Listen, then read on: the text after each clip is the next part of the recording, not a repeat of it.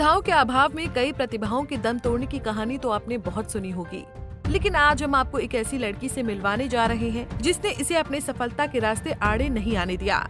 जी हाँ, हम बात कर रहे हैं फतेहाबाद जिले के टोहाना के गांव भूस्ती की बेटी पूजा की, जिसने उत्तराखंड में चल रहे 38वें राष्ट्रीय खेलों में सबसे लंबी छलांग लगाकर नेशनल रिकॉर्ड अपने नाम किया। टूर्नामेंट में गोल्ड मेडल हासिल करने वाली पूजा के पिता एक राजमिस्त्री हैं। उनके पिता ने ओलंपिक की तैयारी के लिए सरकार से मदद की अपील की है। मैंने हाई जंप इवेंट में वो गोल्ड मेडल लिया है और अभी मैं उत्तराखंड में नेशनल गेम्स खेलने के लिए गई थी, जो 28 जनवरी से स्टार्ट हुए थे और मेरा इवेंट 12 तारीख को था। तो उस दिन मैंने अपने नाम एक मीट रिकॉर्ड किया है 184 का जंप करके। पहले ये रिकॉर्ड किसके नाम था? पहले ये रिकॉर्ड स्वप्ना वर्मन जो वेस्ट बंगाल की प्लेयर है उनके नाम था। 183 का रिकॉर्ड था पहले। तो आपने क्या रिकॉर्ड बनाया? अभी 184 का रिकॉर्ड किया है सर। तो ये जो आप प्रैक्टिस करते हैं, कहाँ प्रैक्टिस करती हैं? मैं इसी गांव में प्रैक्टिस करती हूँ और मैं कम से कम 8 घंटे डेली प्रैक्टिस करती हूँ। ग्राउंड को 8 घंटे कम से कम देती हूँ सर। तो श्रेय किसको देना चाहिए? मैं सबसे मेन अपने कोच को और अपने पेरेंट्स को। तो ये अभाव, सुविधाओं का अभाव नजर आ रहा है। ये आप जहाँ प्रैक्टिस करते हैं वो गड्ढा भी फटा हुआ हमने देखा है।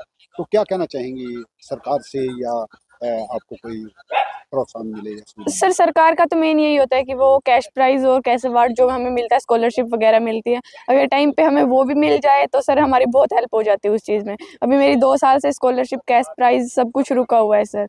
तो अगर मेरे को वो भी मिले टाइम पे तो हाँ, मतलब और कुछ फैसिलिटी हम प्रोवाइड करवा सकते हैं अपने ग्राउंड पे। तो यही सर, यही अपील है कि मेरा कैश प्राइज जो रहता है वो अगर जल्दी से मिल जाए तो। आगे सपना क्या है सर? अभी तो मेन एशियन चैंपियनशिप और एशियन गेम्स की तैयारी चल रही है, उसके बाद ओलंपिक्स का सोचेंगे। तो आपके माता पिता क्या करते हैं? पापा मिस्त्री और मम्मी हाउसवाइफ। तो ये जो है सारे सुविधाओं का जो अभाव है, तो ये सुविधाएं कहाँ से उपलब्ध होती हैं? सर, पापा जितना कमा के लेके आते हैं लगभग मेरे ऊपर ही स्पेंड कर देते हैं, पूरा का पूरा सर। मतलब उन्होंने पूरा खर्चा उठा रखा है सर अभी। तो कैसा महसूस हो रहा है आपको? सर बहुत अच्छा लग रहा है। खुशी हो रही है? Yes sir. तो बाकी जो खिलाड़ी हैं उन्हें क्या कहना चाहिए? सर यही कि अगर हार्ड वर्क करेंगे, डिसिप्लिन में रहेंगे तो वो भी अच्छे प्लेयर बन सकते हैं सर। नाम है जी आपका? मेरा नाम हंसराज है। तो ये आपकी बेटी गोल्ड मेडल जीत के आई है और एक रिकॉर्ड भी बनाया है इसने, कैसा लग रहा है? बहुत अच्छा फील हो रहा है जी। तो आप इसको किस तरह से सपोर्ट करते हैं? जी, मैं चिनाई का काम करता हूँ, राजमिस्त्री हूँ जी। जो भी कमा के लाता हूँ लगभग इसी पे लग जाता है जी, और कोई ज़्यादा फैसिलिटी मैं दे नहीं पा रहा हूँ। कितनी खुशी हो रही है बच्ची ने आज? बहुत ज़्यादा खुशी हो रही है जी। बहुत अच्छा। सरकार से क्या कहना चाहते हैं? सरकार से यही कहना चाहता हूँ भाई, इसको सपोर्ट किया जाए। इसकी जो प्राइज मनी 2-2.5 साल से अटकी हुई है वो भी नहीं मिली अभी तक, वो इसको जल्द से जल्द दी जाए, और जो सुविधा मिलनी चाहिए खिलाड़ी को या एकेडमी को वो सब मिले। वहीं पूजा गांव के जिस पारता स्पोर्ट्स एकेडमी में प्रैक्टिस करती हैं, वहां उनके कोच बलवान सिंह ने सरकार से खिलाड़ियों की सुविधा की ओर ध्यान देने की अपील की है। एकेडमी तो नहीं बोलूंगा मैं, अपने गांव पे, मैंने गांव के नाम पे इसका नाम रखा हुआ है पारता स्पोर्ट्स एकेडमी। ठीक है, तो यहाँ बच्चे आते हैं और वर्क करके अपना, और साथ में बच्चे आते हैं और अपना वर्क करते हैं। सुबह शाम दोनों टाइम हमारी ट्रेनिंग चलती है, 4 घंटे सुबह, 4 घंटे शाम को। और इस लड़की का जो अभी मेडल आया रिसेंटली, वो उत्तराखंड की राजधानी देहरादून, उसके अंदर नेशनल गेम हमारे हो रहे हैं, राष्ट्रीय खेल जिसको हम बोलते हैं। तो उस जो 28 जनवरी से स्टार्ट हुए थे और 14 फरवरी तक चलेंगे, जिसमें इसका इवेंट 12 फरवरी को था। तो इसने अपना जो हाई जंप का इवेंट था वो, उसके अंदर 183 का जो पुराना रिकॉर्ड था उसको क्रॉस करके 184 का नया रिकॉर्ड हरियाणा के नाम किया है। तो पहले किसके नाम रिकॉर्ड था? ये रिकॉर्ड एशियन मेडलिस्ट प्लेयर है हमारी इंडिया की, स्वप्ना वर्मन जो वेस्ट बंगाल से, उनके नाम था।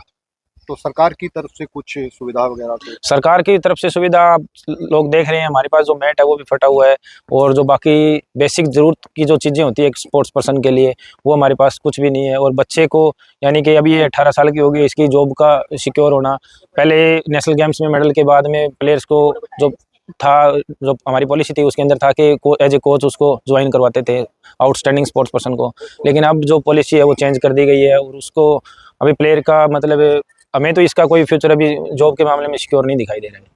सरकार को इसके बारे में ज़रूर सोचना चाहिए कि कोई इतना अच्छा प्लेयर है तो उसको मतलब जॉब तो उसकी बनती है। तो ये जो आप संदेश बाकी खिलाड़ियों को क्या संदेश?